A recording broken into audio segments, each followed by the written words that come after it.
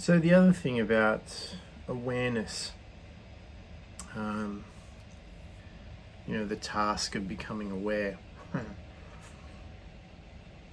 it's kind of like the Alan Watts talks about the eye that can't see itself and the knife that can't cut itself and the finger that can't touch itself. Um, I think an old friend of mine would have called it a conundrum. But I'm just going through the feed here, and there was a post here about, let's see if we can see it. I don't know if you could see that, but it says Elon Musk.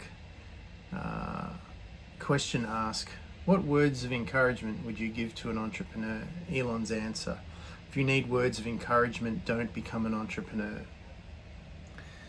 And, I know this can be like, oh, that's a bit, of a shock and maybe some tough love and, what's this, reverse psychology and blah, blah, blah. But it leads to something that I experienced when I was traveling and training in all these different workshops in the context of neurology and meditation. And one of the things, like when I, let me just back up and give you some context. So I had been working non-stop with Deb for years, setting up our company and working ridiculous hours, like having pretty much no life, and working in social work, and changing the system as we were going, it's one of the most difficult and growth-inducing things that I've ever done in my life. And I got to the point where I was pretty tired and I was feeling like I was about to burn out. And I said to Deb, look, I've got to take a break because I'm my frequency is, I'm supposed to be holding the energy for people to resonate towards. And I can feel myself slipping and starting to sink into a lower frequency of the client. And, I remember Richard Bandler, who came up with neuro-linguistic programming with John Grinder. In one of his lectures, which I watched online, he said something like, when the doctors and the psychologists are falling into rapport with the clients, then you've got a problem. You need the clients to fall into rapport with you, the ones who are leading the people out of where they are. And so I was starting to feel like I was sliding. And so I said to Deb, look, I've got to take a break. And she says, all right, that's fine. What do you want to do? I said, well, I want to travel and I want to go back and do some training. I feel like I've been the tip of the sword for so long, so many years now. And I just want to go back to being a student again and sit in the back of the class and just enjoy learning again. And so she goes, okay, fine. So I went off to do these courses, and I was there just specifically to train. I wasn't there to learn anything new. If I did, that was great. I wasn't there to get any kind of achievement. I was just there to take a break, get a breather, re-energize myself, and to practice everything that I had learned and applied for other people for myself. And so I ended up, as a byproduct, as a consequence of having that intention, ended up achieving amazing results and being very connected to that community and the people in it and running it. And one thing I noticed is all the people that weren't there for the sake of being there were struggling. They were struggling because they weren't getting recognition, or they weren't getting validation, or they weren't manifesting what they wanted to, what they came in to manifest. That was the intention for coming. Like, they all wanted something out of the experience, and they weren't thinking about what they had to put into it. And so one of the things that I found is almost a guaranteed successful approach towards spirituality and self-development is to do things for the sake of doing them, right? And not to have any outcome idea, any. Of course you've got an idea of what would be cool, like if I could achieve this, if I could do that, that would be great.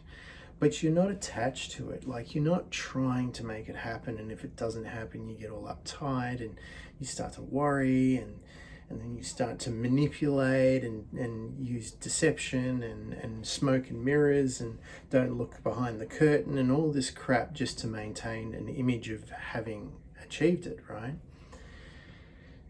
So becoming aware of things, and this has come up several times in different contexts in the last few days of focusing on awareness, is that, if you just get into the practice of doing it for the sake of doing it, you're going to start to make headway in ways you can't really imagine. Like, at first, it feels like nothing's going on. It's like planting a seed in the ground, and you sit there and nothing's happening, and you're waiting for this seed to grow, right? And it's like the seed in the ground won't grow until you stop looking at it. And so you decide, okay, well, I'm not going to focus on the result or the numbers or the outcome. I'm just going to throw my hat in the ring, and I'm going to get down to the business of training in whatever capacity that is, whether it's physical, mental, emotional, energetic, whether it's learning a new skill or developing ones that you've acquired already, whatever it is. And just sort of lose yourself in the process of doing the task for the sake of doing the task. Like, that's your objective. That's what you're in it for. You're there to do it. You're not there to do it to get something out of it. And if you can do that, what happens is all of a sudden, it's like that old parable. The two goddesses. I can't remember, Lakshmi and something else. Anyway, it's luck and wealth.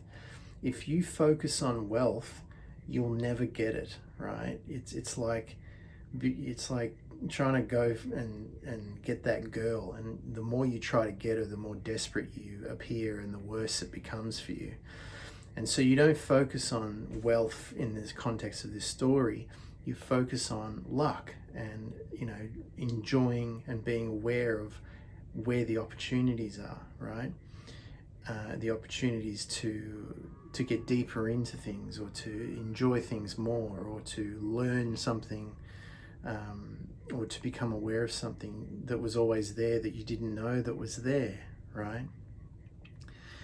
And so if we go down this road in a very short period of time, that feeling like nothing's happening, all of a sudden you start to get little rewards thrown your way. Well, first it's a little crumb, then it's the whole biscuit, and then all of a sudden it's a meal.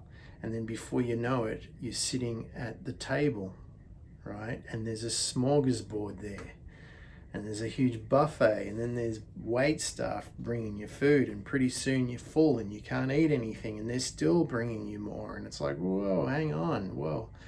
I came here with an empty stomach and I was craving, but now there's just way too much. There's too many choices. There's too much to deal with. Like, I'm going to have to reassess and retool my perceptions just to be able to accept all the new possibilities. And so, I don't think, for example, in the context of this meme, that Elon Musk set out to be the richest man on the planet and to be, you know, this massive entrepreneur and inspiring people and da da da. I think the guy just got in it to do it. Like, he got in it to, you know, give us a chance to get off the planet and to, you know, steer the world towards renewable energy, all that sort of stuff. But I think that's even a byproduct. I think the guy just loves getting up and going to his desk every day and seeing what cool shit that they can make that day, right? And I mean, you got to imagine you'd be, if you're a bit of a geeky kid growing up, you know, a bit of a computer nerd, then building spacecraft for real and electric cars that go faster than any other car that's ever been built and digging tunnels all over the ground to create all these networks has got to be the most funnest thing you could possibly do, right? And you know, because there's only so much, only so many hats you can wear at once. There's only so many t-shirts you can wear at once. There's only so many cars you can drive. There's only so much travel you can do before you before you get tired and you need a break. So what do you do to fill in the time in between doing all this fun stuff? Like, on a daily basis, what are you going to enjoy? What are you going to get up and enjoy looking towards the future for? And, you know, I think you need to be in like one of two places to really understand that. One is you need to be so behind the eight ball that it's your only option is to figure it out, or you need to have basic survival taken care of, where you've got a bit more time on your hands and you're trying to work out how you're going to fill your time and be fulfilled in that time. And so this is where the awareness practice really kicks into gear, is that, you know, if you're in a place where you're pretty content and you sort of life is good, it's okay, but, you know, I know there's more and I probably want to experience some of that, and I don't know what I don't know yet because it's unknown, because if I knew it, I'd probably already be doing it or have done it already. How do I lean in and edge into that? You know, and I think one of the first things you've got to do is become aware of what things you enjoy, right? And you could probably run off a list of maybe 10 or 20 things, but once you've done all those things, then what are you going to do? You know, I remember watching the movie Hurt Locker. Remember Hurt Locker? What's the guy's name? He played Hawkeye in all the Marvel movies. Jeremy Renner. I think that's right. And so he plays the role of this bomb squad, bomb disposal expert in Afghanistan and during the Desert Storm. And, you know, his character seems like this loose cannon, this rogue soldier who's taking unnecessary risks and, you know, dwelling in situations longer than you should that are unsafe and freaking out. You know, I think it was Jamie Foxx was in there too, and another guy. And, you know, their character, not Jamie Foxx. Let me get this right, because I'm embarrassing myself. I think it was the guy that played Falcon in Marvel. Was it? Let's have a look at the Hurt Locker cast. Anthony Mackie. Excuse me. There we go. I'm glad I fixed that. Anthony Mackie. Yeah. It's interesting. They ended up coming back together in Marvel and he played Falcon. That's cool. Cool connection. And so, yeah, the character is like this. He looks like this loose cannon. Like he's gonna get everybody killed. And there's even one scene where the guys that are his security that are meant to maintain the perimeter while he can work and either destroy set the bomb off in a safe way or dismantle it and disarm it and dispose of it.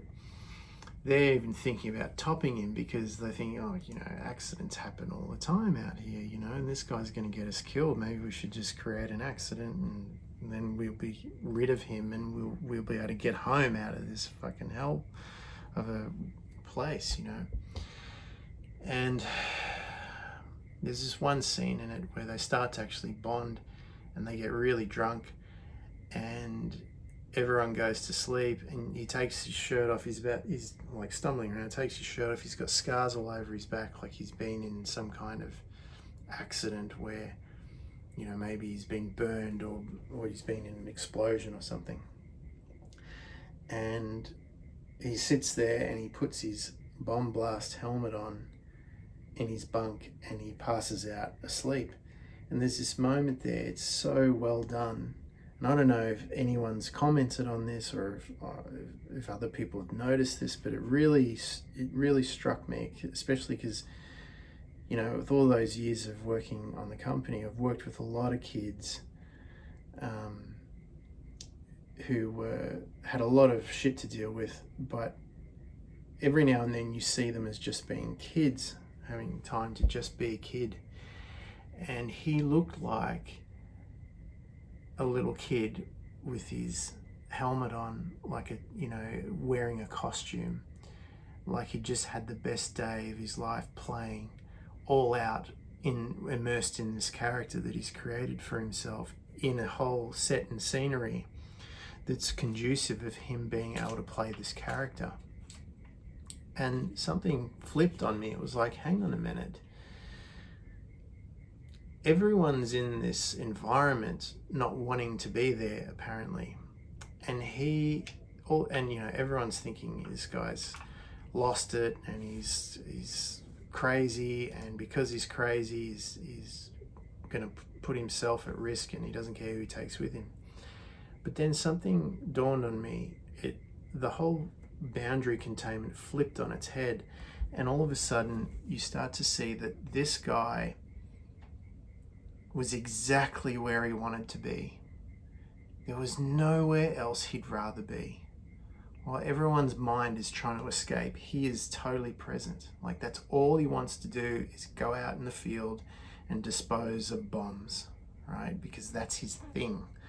Like, without that, there's even a scene where he goes home on leave and his wife, they've got a little kid, and his wife asks him to go and get some cereal in the supermarket, and he's just standing in this aisle, which is every type of cereal you can think of, and he's just looking like, what the fuck is this? I mean, some kind of simulacra where there's so much attention going to cereal, and it's irrelevant compared to where he's just come from. And we hear about this all the time about vets coming home and not being able to adjust to civvy life, and people think maybe they're a bit, they've lost it, and some, sure. But in the context of this story that I'm talking about the movie character, it's almost like, you could see he loves his kids and he loves his wife in the story, and he's a family man because, America's very big on family. But it's like he couldn't wait to get back. And I think in the movie his character did 3 tours, or he was on his 4th tour or something at the very end. And it's almost like, the kid can't wait to get back to the playground and to put on his helmet and go back out there. And, when I look at Elon Musk doing what he's doing on the videos that they put up about him, I just see like this kid who just loves going to the garage every day and making stuff. How many of you guys that are part of this group used to or still love to get in the garage and make shit, just make stuff, you know. Not necessarily, you know, when someone says, oh, something needs fixing, you have to go fix it, but just to get in there and tinker and play around. And I think that is what I'm trying to get to when we're practicing any of these spiritual practices or techniques, or running a business, or learning a new skill, or trying to make some piece of artwork. You're not trying to do it to get the result. You're doing it because that's all you want to do. There's nowhere else you'd rather be, but they're doing that. And when I was in these workshops and I was achieving all these things and, you know, getting recognized for what I was doing and linking up with all these people, that was a great byproduct, and I loved it, every minute of it. And I you know, that was so much fun. It was a real reward to get that out on the other end. But I was there to be there to do that. You know, that's what I was there for. There are a lot of people that went to those workshops to learn meditation so that they could heal themselves because they were sick. So their goal was to be healed, right? Or people went there because they wanted to manifest wealth. And so, you know, they were there to do it to get wealth out of it. Or, you know, lots of people were there to manifest their twin flame, right? And so everywhere and everyone they looked through, they were looking through this lens. Are you that person? Are you the person? Are you the person? Right? And so that's all getting in the way of you actually doing the practice for the sake of doing the practice. And when you're doing things for the sake of doing them, your growth potential goes like that. Literally like a rocket. You spend a lot of energy getting liftoff, and then all of a sudden you start accelerating and you're gone. You're out in the stratosphere and beyond, you know, out in deep space. And man, there's just nothing like it. And so many times after doing these training sessions, you know, you'd meet with people and they would try and pick your brain, like, what did you do? How far did you go? What did you achieve? What was that like? And it's like, these are all valid questions for someone who hasn't experienced it. But rather than trying to focus on what it's going to be like and understand it before you get there, or what you're going to get out of it before you put the work in and the effort in, you're better off just, you know, going balls deep basically and giving it a red hot go and having as much fun as you possibly can, and forget everything about, you know, everything else but that. Just focus completely on it. Rest your awareness on it completely and experience every up and down, every in and out, every little success and failure, every reward and rejection. Experience it all, because you're mapping the whole time all these things to what you can, you know, to add to your experience so you can arrive at the goal. Not only have achieving whatever it is that you wanted to achieve, but now you have the skill set to apply to anything, and you can do it over and over again. And you're not this one-hit wonder that just one day magically did it and then you have no idea how to do it ever again.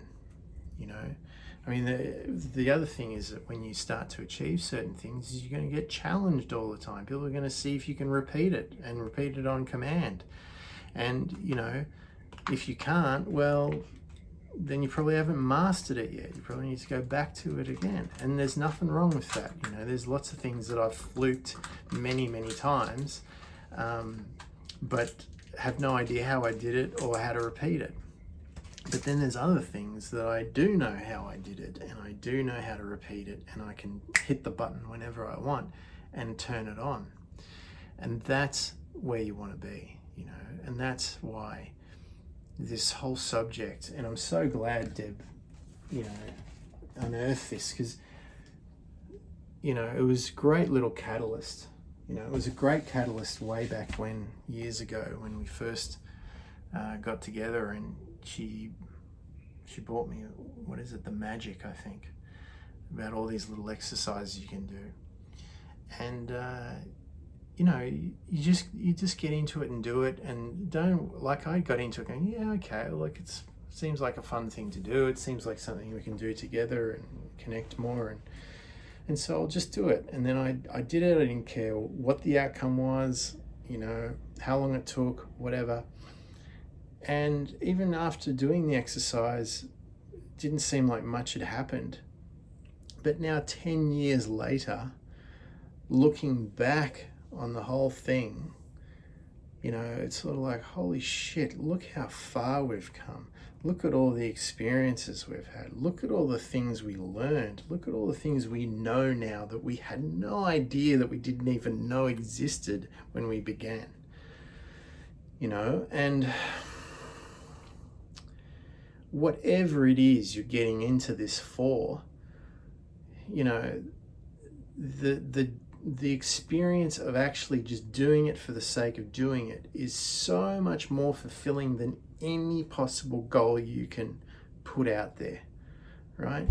Because what do you think's going to happen when Elon Musk finally puts someone on Mars? You think he's just going to go, oh, thank God it's done. I'm finished now. Oh, I'm not going to make any more cars or trucks or vans or boats or planes or any more transport. I'm not going to dig any more holes and create any more tunnels. Not going to, you know, my brother's working on all this food production for world and off-world. Not interested in that. I'm just going to sit back and do nothing now. I'm going to go on holiday.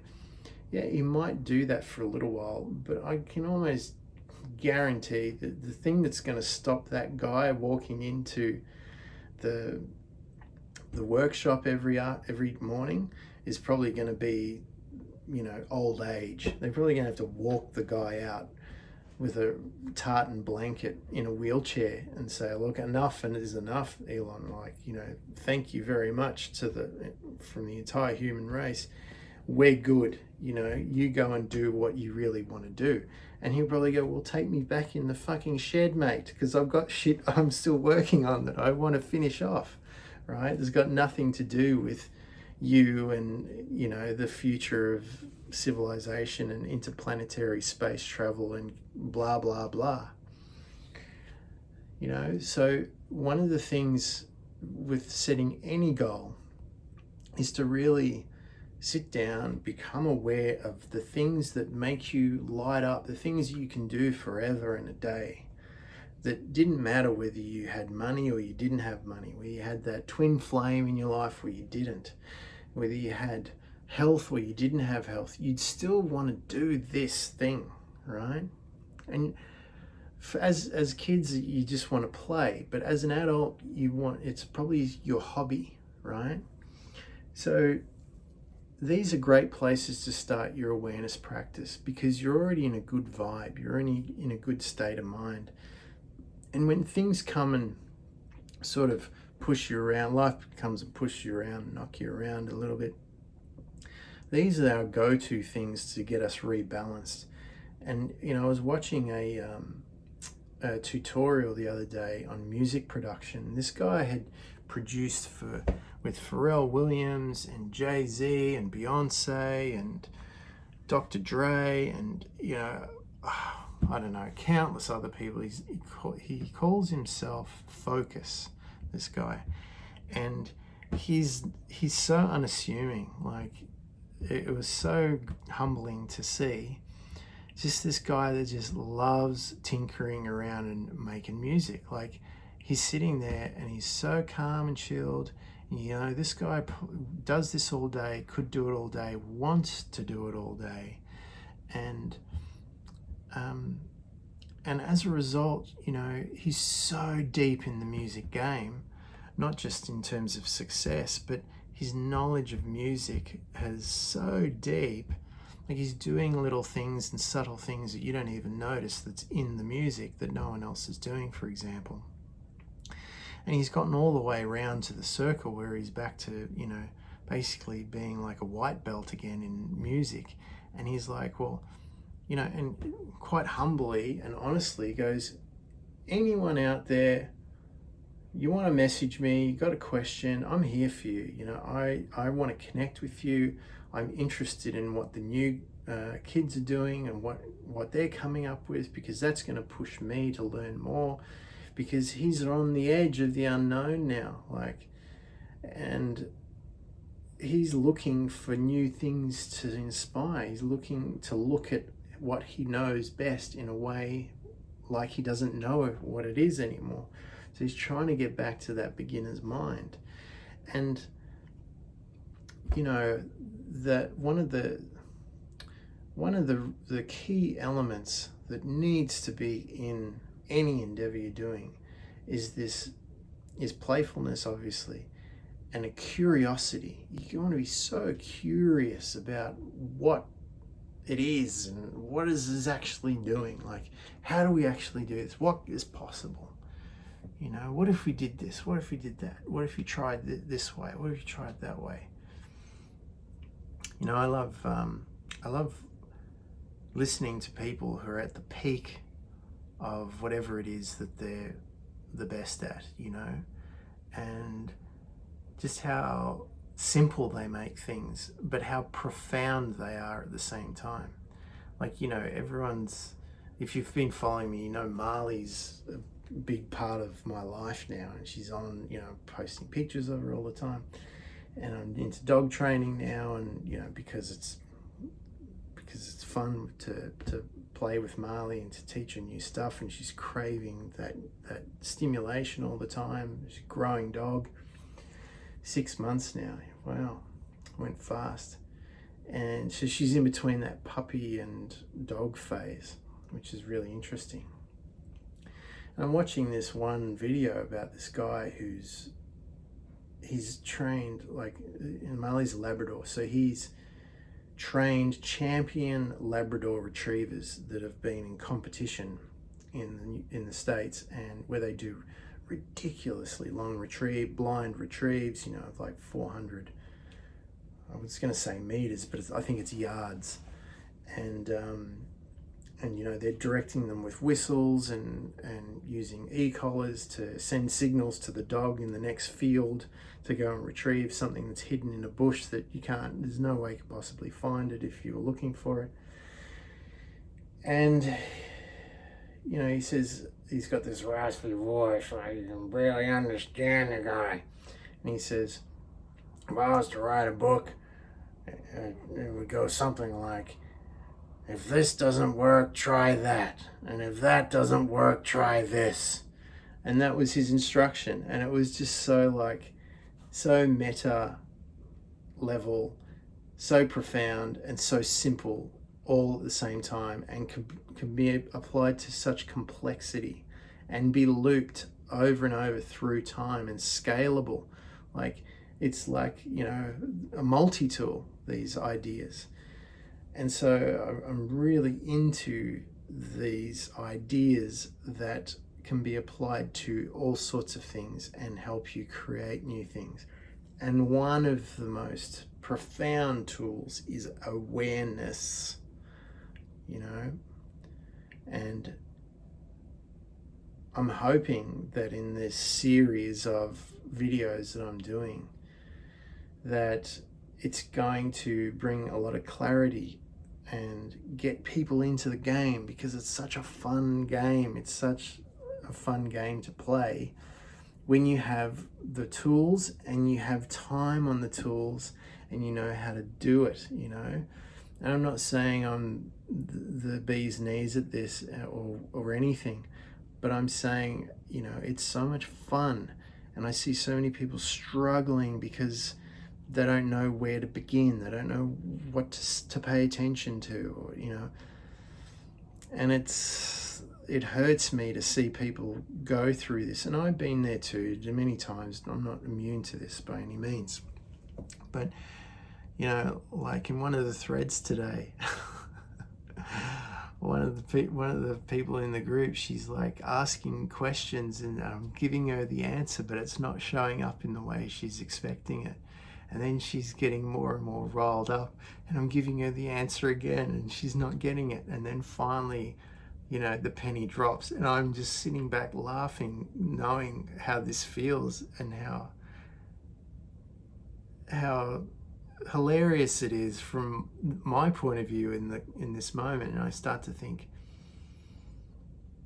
when you start to become aware of this infinite consciousness, and you're aware that you don't understand how it thinks, right, and operates, but then you ask for, like people that are asking for guidance, and then the guidance comes and they've got no idea what they're even looking at. And because if they knew what the awareness knows that's giving the guidance, it would be so blatantly obvious in your face what the answer is.